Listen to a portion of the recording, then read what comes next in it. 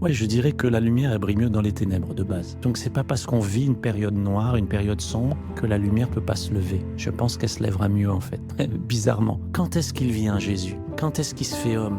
Il vient au moment où il y a un empire romain qui règne sur une bonne partie de la terre et qui tient des peuples dans l'oppression. Eux, ils attendent le Messie qui va les libérer des Romains, quoi. Hein. Ils attendent un Messie glorieux, glorifié, tout-puissant, ce qu'il est en fait. Mais il se fait homme. Donc, il vient à notre niveau. Il prend notre condition humaine.